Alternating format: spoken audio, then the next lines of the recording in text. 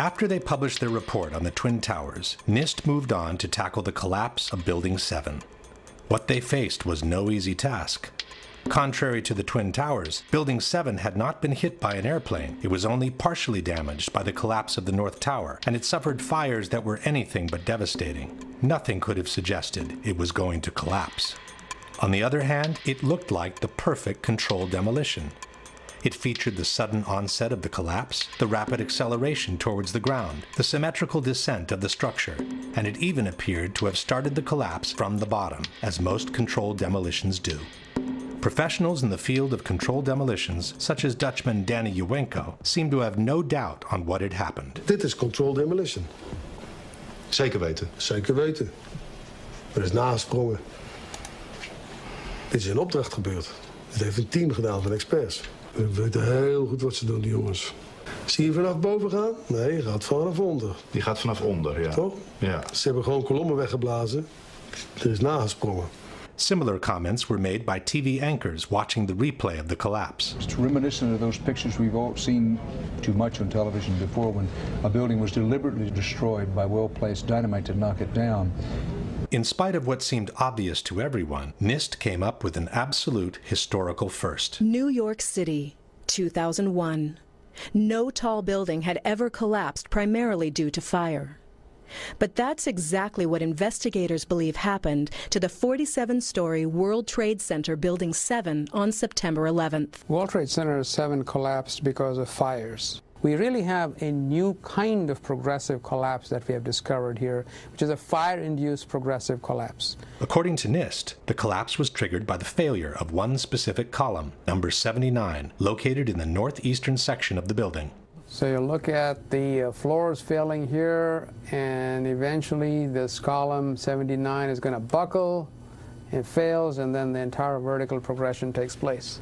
NIST blamed thermal expansion as the phenomenon that caused the collapse, which was also an absolute first in history. Our study has identified thermal expansion as a new phenomenon that can cause the collapse of a structure. For the first time, we have shown that fire can induce a progressive collapse. Coming from such a reputable organization, these kinds of statements should have sent shockwaves through the architectural world. What they're telling us is that our existing building codes, to which thousands of skyscrapers are currently designed, there's a serious problem. If NIST's findings were true, hundreds of skyscrapers from all over the world would suddenly be in danger of a collapse due to fire. This should have called for the immediate suspension of all high-rise constructions, widespread verifications in all existing skyscrapers, and a serious revision of fire codes and safety regulations for the new ones to be built. None of that has happened. Steel skyscrapers have continued to be built just as usual. The ones that caught fire, even when fully engulfed in flames, have continued to remain standing. And not one of the basic tenets of fire protection has been modified when it comes to designing high-rise steel buildings. At the same time, it should be noted that NIST's report on Building 7 was never published by a peer-reviewed publication. This means their analysis of the collapse cannot be validated from a scientific point of view. Even though this was an unprecedented event in history, we are being asked by NIST to take their word for the soundness of their conclusions. It's based on sound science, and it is consistent with all the observations we have. But it has never happened before, right? But the physics is consistent, it's sound, it's been analyzed, and we have the results. And we are very comfortable with our findings. They might have been comfortable, but the scientific community of architects and engineers was not. Science is never secret when it's done right. Science isn't science unless it's published, unless it's openly published and made available for criticism. Architects and Engineers has asked NIST to at least verify the computer model on which they've based their theory of the collapse.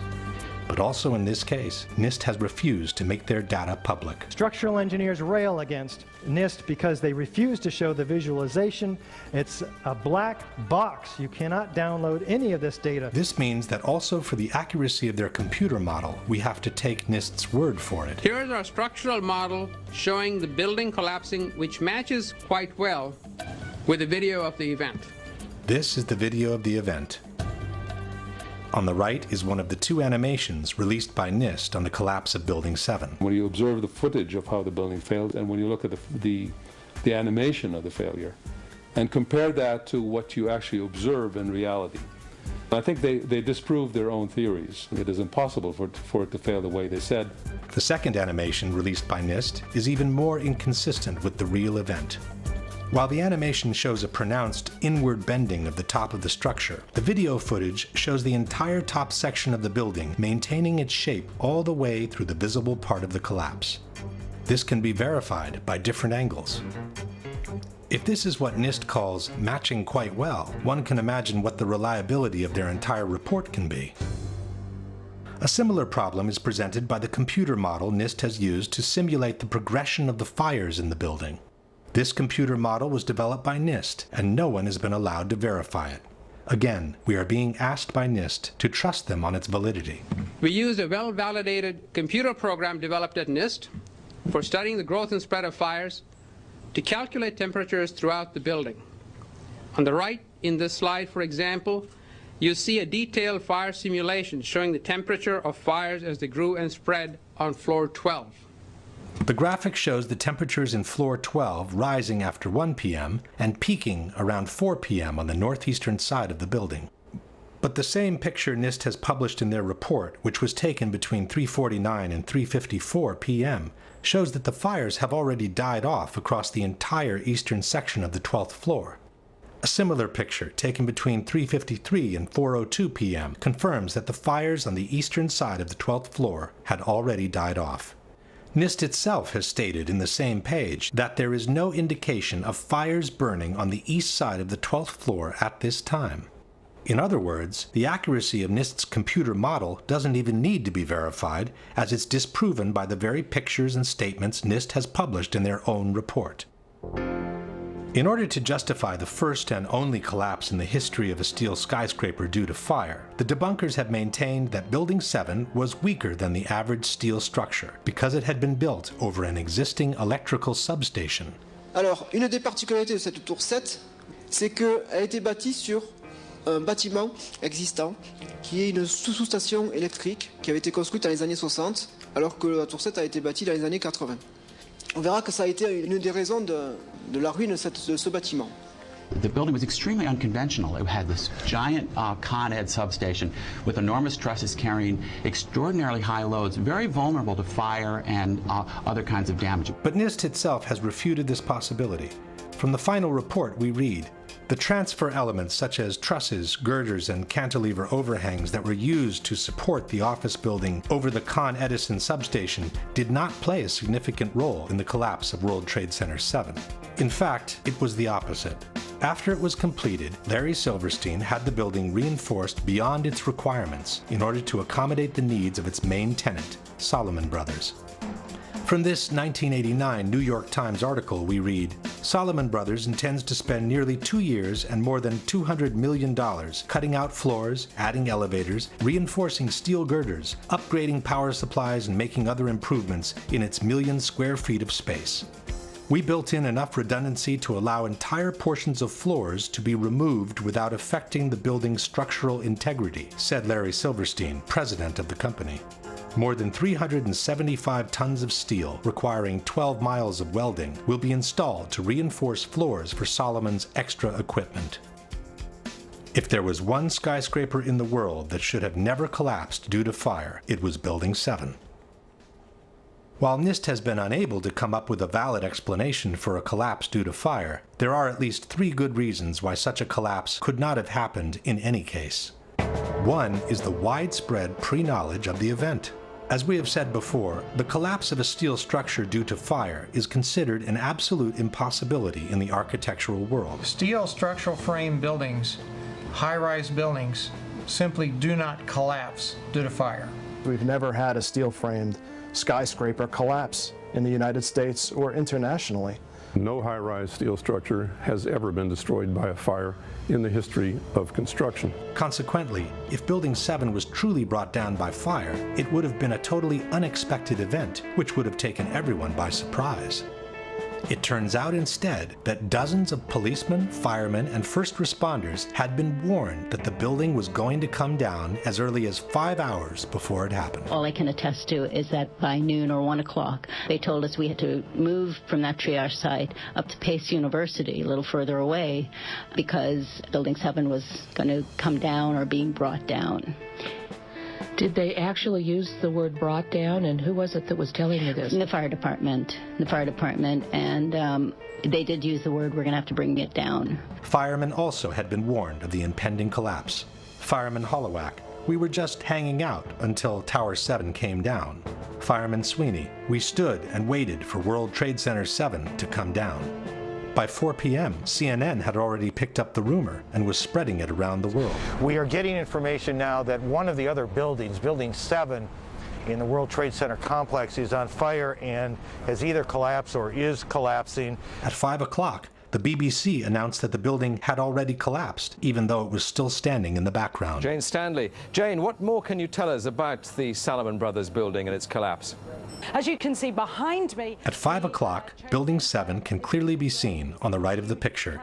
But the BBC correspondent, who was obviously unfamiliar with the landscape, didn't recognize it.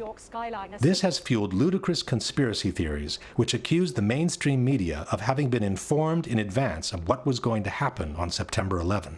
In truth, this incident only confirms that the information on the impending collapse had been circulating long enough in downtown Manhattan to have already reached the BBC even before it happened. At about the same time, when CNN recorded the explosions near Building 7, they also captured the police clearing the area and announcing the collapse.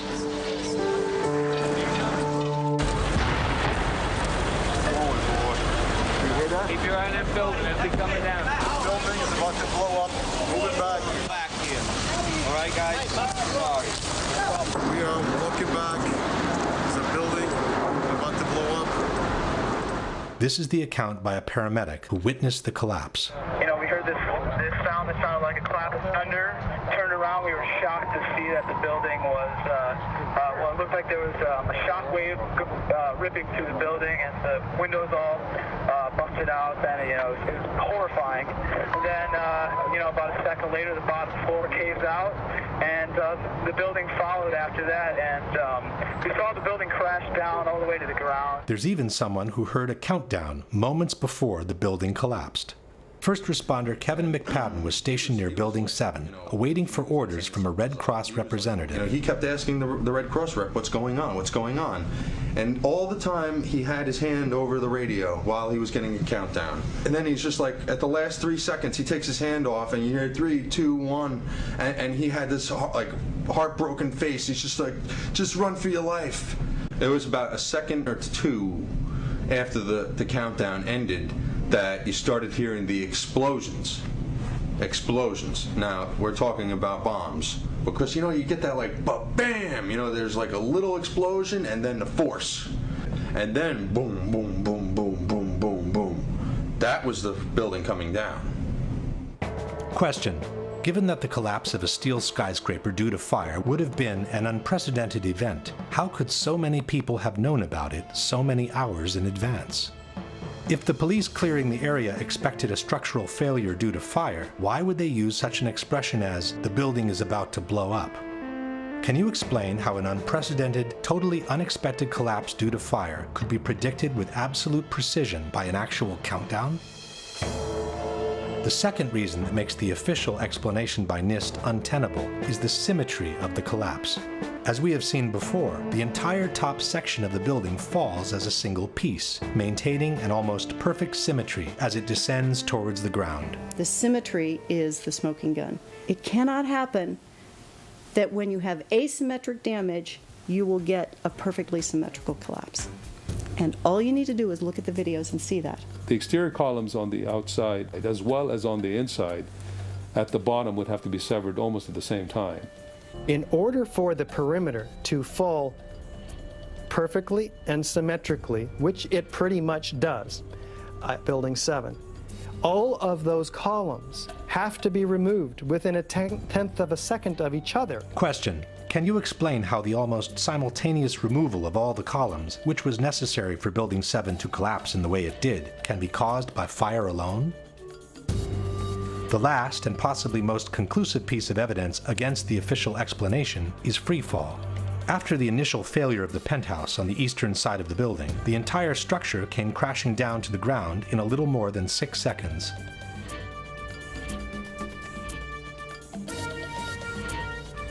David Chandler of Architects and Engineers has measured the downwards acceleration of the building from the start of the global collapse. We can measure the acceleration of Building 7 by video analysis. The slope of the velocity graph gives the acceleration. Note that global collapse starts suddenly, and for the next 2.5 seconds the building accelerates at the rate of 9.88 meters per second squared.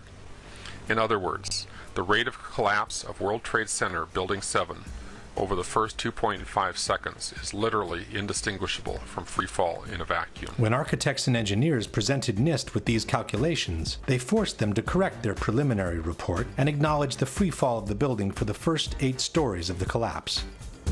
From NIST's final report we read, a more detailed analysis of the descent of the north face found 3 stages. The first was a slow descent with acceleration less than that of gravity that corresponded to the buckling of the exterior columns at the lower floors. The second stage was a free fall descent over approximately 8 stories at gravitational acceleration for approximately 2.25 seconds. 2.25 seconds is more than 1/3 of the global collapse. Once NIST had admitted the free fall for 1/3 of the collapse, the outcome of the debate was sealed. Building 7, NIST reports admits fell at the rate of gravity for the first 100 feet. Well, that's impossible unless there's nothing resisting it. NIST has always acknowledged this. Free fall time would be an object that has no structural components below it. And, as we have seen before, the almost simultaneous removal of the supporting structure can only be obtained with a controlled demolition. The building didn't disappear so the building can fall for 100 feet at free fall speed. That's impossible. That evidence alone would indicate that the official story doesn't hold water. Question: can you explain how free fall, which requires the almost simultaneous removal of the supporting structure, can be achieved without a controlled demolition? This very question